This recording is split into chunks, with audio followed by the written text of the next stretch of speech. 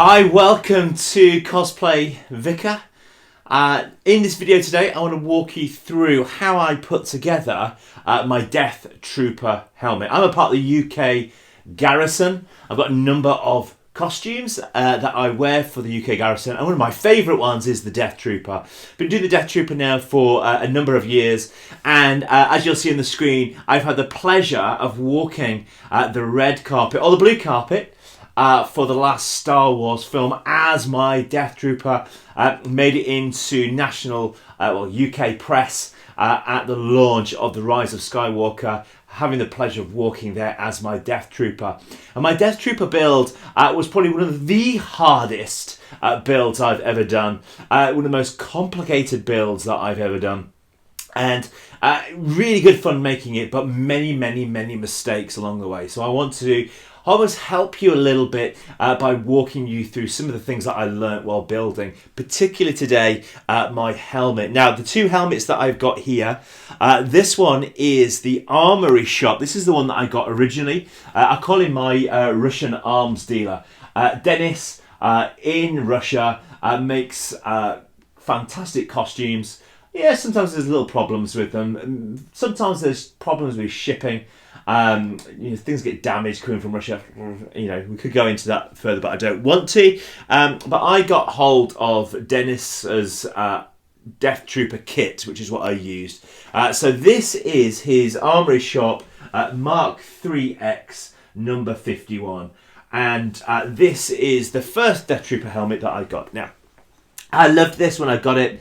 I made some modifications to it, which I'll talk about in a minute, with these little green lights in the tusks. Also, the lens on the helmet was clear. You could actually see my eyes through it. Even when you're wearing a balaclava, you could see your eyes through it. So I wanted to make some changes to this. I also wanted to add in some fans for breathing and that kind of thing. So I did all of those changes, loved it, trooped with it, enjoyed it. I'll pop it on to show you. If you buy an Armory Shop helmet, you're going to love it for sure.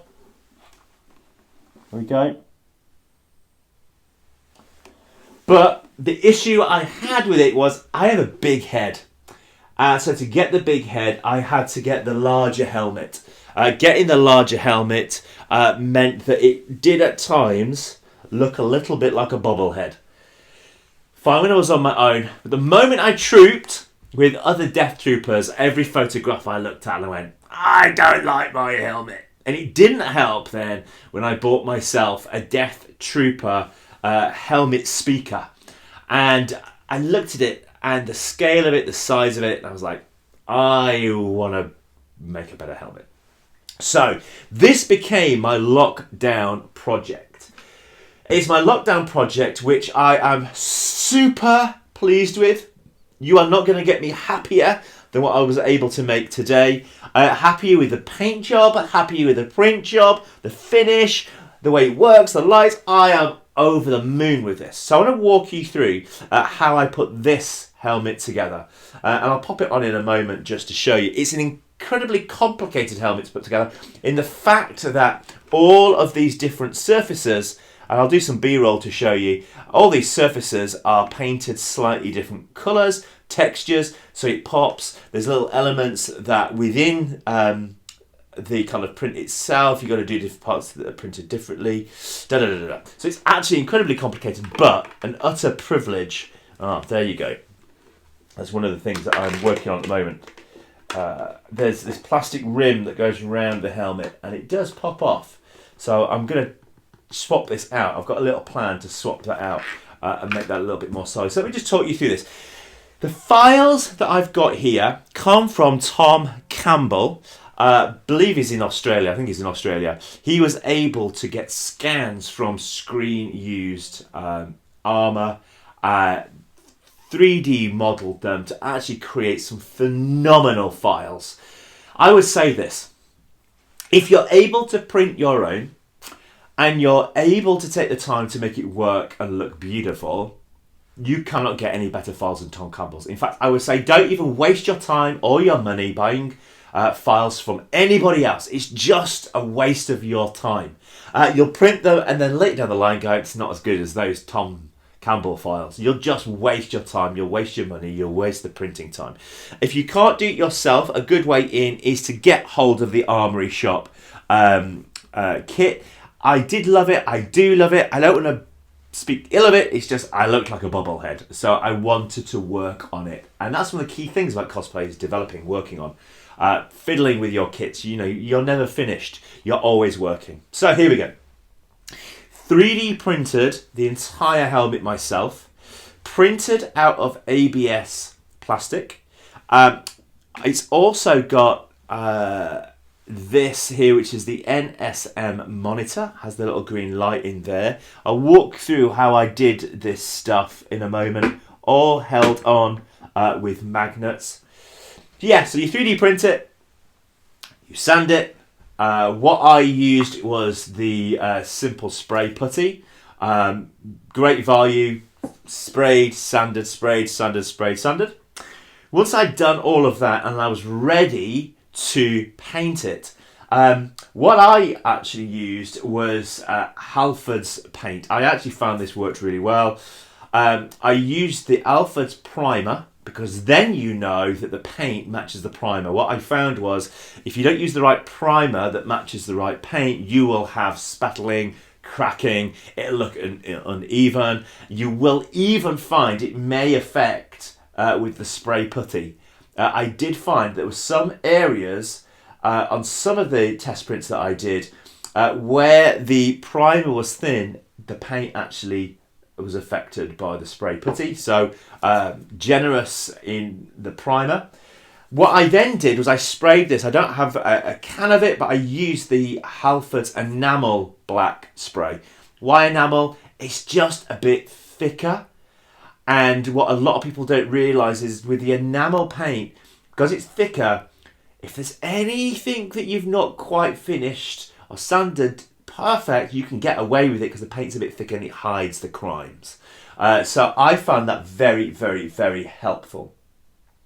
So primed it, sprayed it with the enamel's black gloss enamel, and because it's the enamel gloss, it's super shiny.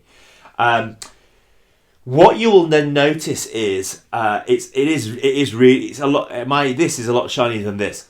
This is because I used Max Max 2X gloss, and it's a canister that you kind of pop and squeeze together, 2 parts, and it's like an epoxy spray, high gloss spray. You spray that on, and it's like a clear coat, and it just makes everything sing. So let me talk through the rest of the paint job for you, because it is complex. Now, you're going to have to just download, you can Google and find this. Different parts to the helmet have different colour textures. So this is gloss, this is gloss. This is matte, this is gunmetal, gloss, this is gunmetal, this is gloss, this is matte. So every surface has a slightly different texture. In here, you've got all the silver, the gunmetal. Then you kind of work it with some detailing. So I'll show you this in a minute. I'll walk through the different bits. I did try the gunmetal by Rust-Oleum, but what I ended up using was Tamiya paint. I upgraded my air gun. This is if you want to learn air gun painting, this is the perfect project, because when you get to your blaster, you do need to do scorching on the blaster, and you need to be good with an air gun for that. So I picked myself up a really solid, good air gun for painting, and I used the Tamiya paints. Now what I've got here, and this is where I start going, here we go. So that's the Tamiya X10 gunmetal.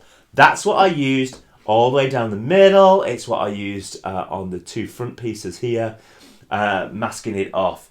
For the silver parts that you'll see down the edge, that I used this one. This is the Tamiya Chrome Silver X10. And that's what I used on these parts here. Now what I really wanted to do was make you think this was metal. I wanted to work hard at making you convinced this was metal. So what I was able to do was this stuff. So this is Bronze X33 from Tamiya.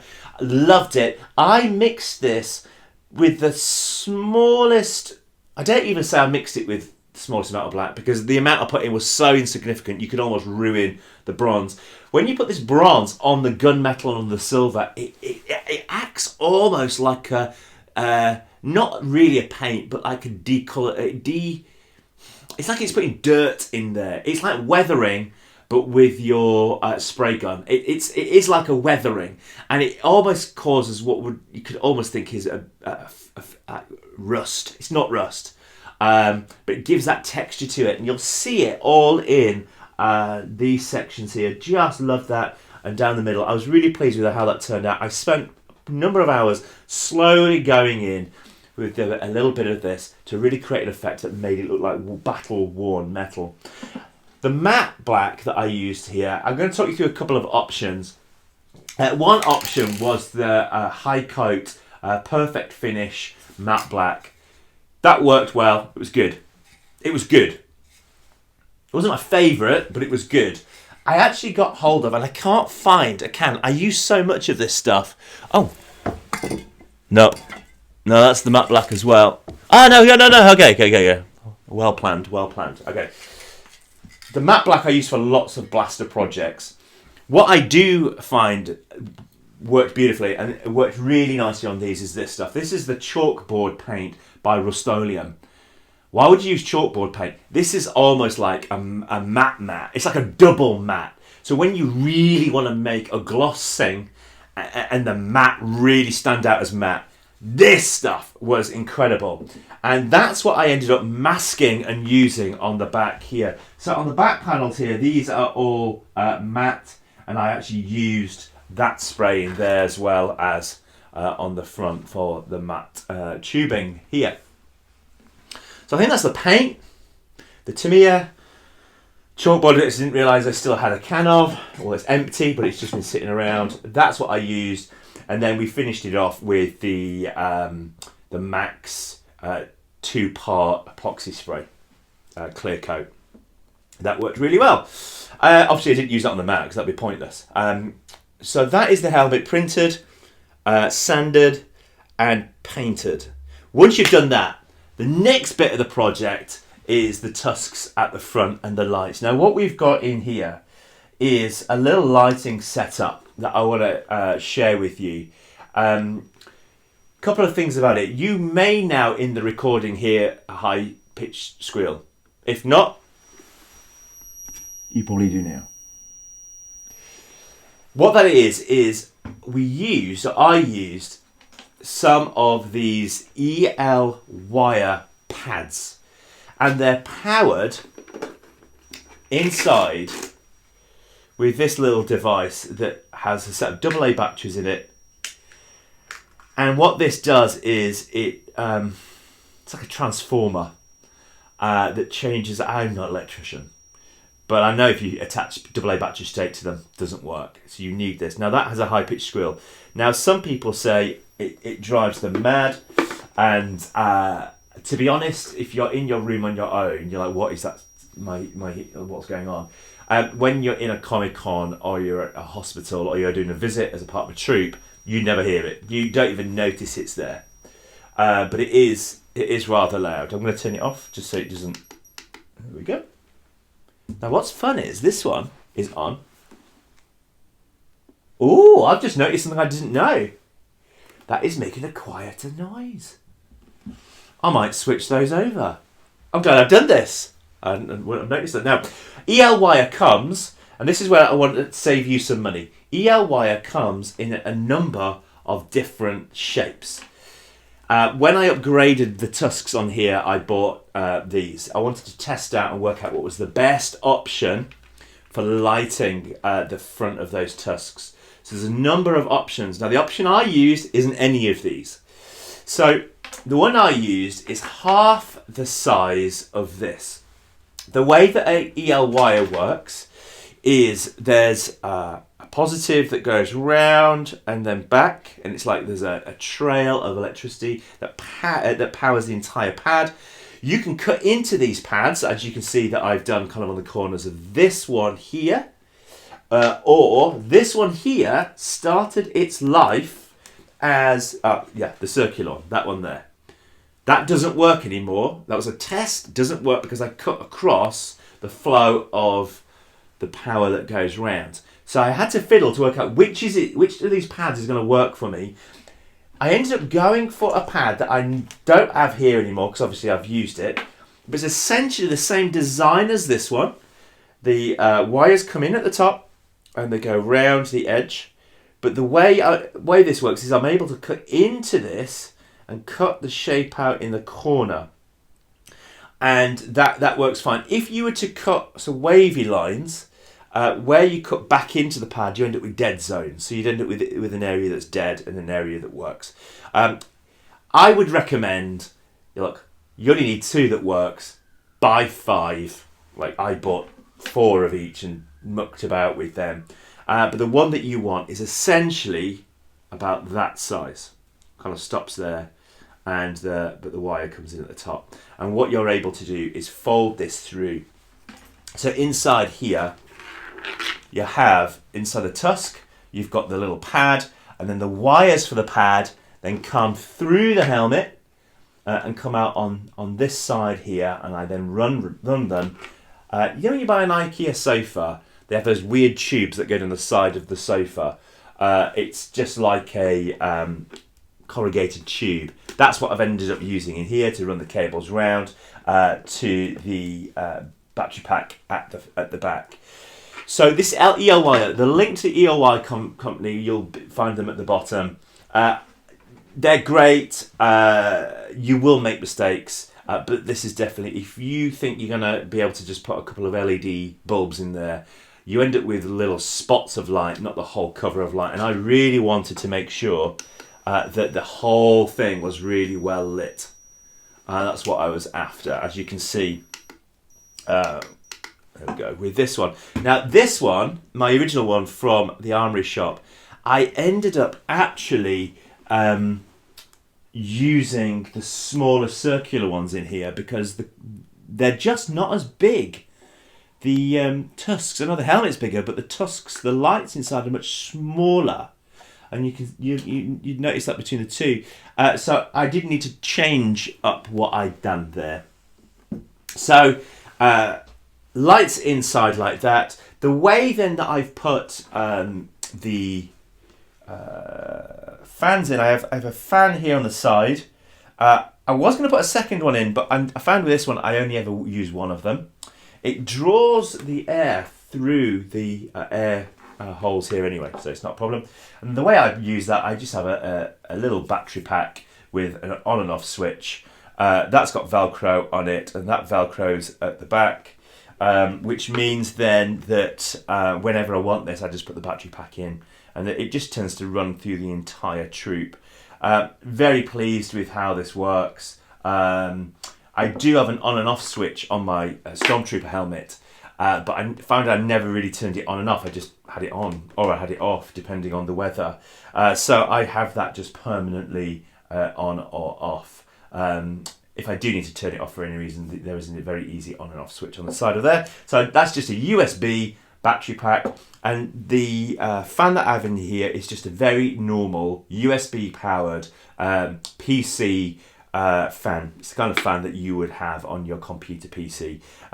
You can buy these with on and off switches on them. I just didn't with this one because of the way that I use it. Then I just have some padding inside on my nose. Now, Chris, how did you do the visor? The way that I did the visor was very simple. Went to a place called Screwfix and I bought myself a replacement welding mask visor. So I didn't need the whole welding mask, I just needed a replacement visor. So that's a welding mask visor. In itself, it's just the right colour. So I'm going to put this helmet on because I haven't worn it for you yet, but you'll be able to see, you can't see my eyes when I have this on. There you go. I can see through it enough. It's a nice green colour, green tint. Clear to see through, but then you can't really see my eyes, particularly when I've got my mask on. Underneath, you can't see a thing. Yeah, Love wearing this helmet. This helmet is a lot smaller. It's tighter to my head, but it feels like it's the right proportion and size for a Death Trooper helmet. But the last thing I want to just talk to you about is this. How did we do the attachment for this? This is the NSM monitor, and we have just a couple of magnets, one here on the back, one inside. Then inside the helmet, we've got two just in the right spot, glued on the inside. So whenever I want to put this on, it's just a case of dropping it in place, and this holds on nice and sturdy. I've never had a problem with these falling off in a troop. The little light here at the front is so simple. It's simply a small LED green bulb, and it's powered by a little battery here. This isn't a normal battery. So one of my trooper friends introduced me to these, nice and small. It's a 23A 12 volt super aluminium battery. It's a super small battery, and that just goes inside, and all I did was solder the little LED bulb at the front into here. So when it's on, it's on. When it's off, it's off. So there's no on and off switch. You don't need it to have an on and off switch. You could put one on there, but I didn't find you needed it. So that's how you get the little green light in the front. And that's what I did on both of my NSM monitors. There you go. This one I actually put extra magnets inside to hold the doors on. I've not needed to with this one at all. So this also magnets in place and fixes there. I never wear this helmet. This is now on show. It's just a show helmet because of the size of it. Whereas this one is the one that I now will troop with. Super pleased with it. Anything else I could tell you about it? Talked about the lights, talked about the fans, talked about the monitor. I think that's roughly it. When it comes to the voice changer, that's a whole nother ball game because the Death Trooper does not have a normal voice changer. So I can talk through that and how I do that in another video. But I think that's it for today with the helmets. I'm going to put my helmet on just to finish. But I hope you find that helpful. Love you to leave something in the chat. Tell me about your helmet. What are you building right now? Have you built a Death Trooper helmet? Have you got Armory Shop? Are you pleased with it? What do you think to Tom Campbell's files? All of that. Love you to drop that in the chat. Any wisdom on what I could have done better? I would love to hear how I could do things better. Want to learn, want to grow, want to develop. But until next time, do subscribe, do like this video, and I'll see you later. Guys, just before we finish, I just took the opportunity to swap out the battery pack on my two helmets for the Elwire. Just to show you, it just all clips together like so, and the battery pack lights up the little pad like such. But this one's really noisy, as you heard in the video. As soon as you put on one of these, they start buzzing, start making a noise. That one's not even working. Oh, there we go. That's the noise it makes. And I noticed that my older helmet didn't make as much of a noise, so I decided to take out the battery pack from one and put it in the other. It's not difficult because it's just all plug and play with these little connectors. But this one makes hardly any noise. You can hardly even tell it's on. So I have swapped that out, and I've put the other battery pack in for my old helmet. Makes so little sound. So if you were panicking about the amount of noise these makes, my conclusion is I've obviously got a busted one here, and I'm glad I tried the two together because I would have never realised how much louder this one was. I'm certainly going to pass that on to my trooper friends because you don't want anything that loud it gives you tinnitus. This is so quiet compared to the other one, you can't even tell it's on compared. So there you go. I hope you found that helpful. Until next time, enjoy cosplaying, friends.